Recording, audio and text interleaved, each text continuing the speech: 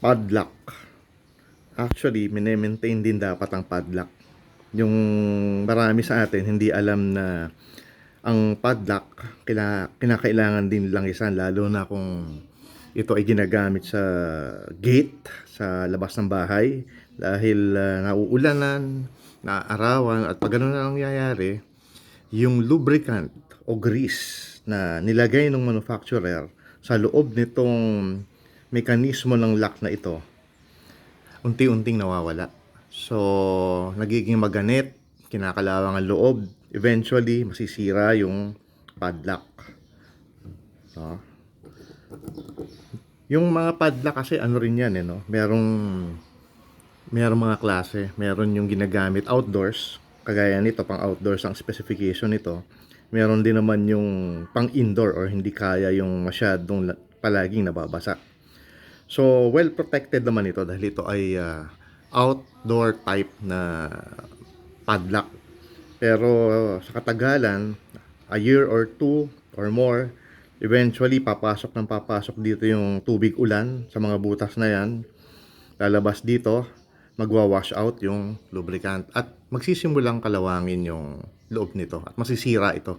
So instead na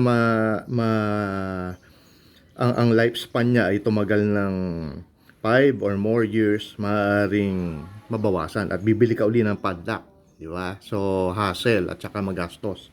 So paano mine-maintain to? Kumuha ka lang ng ganitong klaseng produkto, no? Parang WD-40. Ito is Getso ng brand, pang derust, pang lubricate. So ang una mong gagawin, tingnan mo dito, no? Merong butas yan dito, dalawa. Hindi lahat ng padlock merong butas na ganyan. Ngayon, yung mga better padlocks, lalo na yung mga for outdoors, specified for outdoors, may butas yan. Kasi ang gagawin mo dyan, isprayan mo yan dito sa loob. Yan. Konti lang, yun. Magkabila. Yan. Sprayan mo na rin itong keyhole. Konti lang.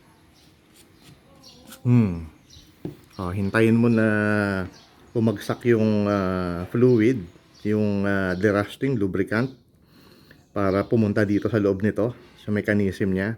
Laro-laruin mo ng kaunti. Yan. Makikita nyo, ayun, may konting kalawang. Laro-laruin mo lang. Yan. And then that's it. Yun na yung pinaka-basic maintenance. Ngayon, kung medyo ginaganahan ka, pwede ka rin magpatak dito ng ng light oil, kagaya ng ginagamit sa sewing machine. Pwede mong patakan yan.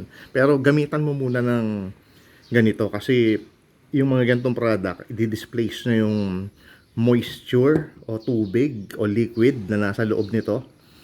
After a few minutes, or mas maganda siguro, no, kalahating araw, tsaka mo patakan to ng light oil. Ngayon, kung medyo may budget ka, bumili ka ng white lithium grease kasi yun talaga yung ginagamit sa mga locks. Medyo mahal nga lang yung product na yun. Ini-spray yun dito. So, yun lang, ganun lang kadali. Ngayon, sa mga padlock na walang butas dito, anong gagawin mo? Paano mo siya ma-maintain? Well, ganito lang, sprayan mo pa rin to kasi lahat naman ng padlock may susian dito Mag-spray ka dito. Pero dahil wala nga dito yung ibang padlock, walang butas, dito ka mag-spray. Dito. Hanapin mo yung mechanism sa loob, sprayan mo. Tapos dito, sprayan mo. Makikita mo, isisingit mo dun sa sa parang siwang. Yan. And then that's it. Laro-laruin mo na uli siya. Yun lang. Ganun lang kadali mag-maintain. And mawawala yung kalawang, mawawala yung moisture, malulubricate siya. At tatagal ang yung padlock for several more years.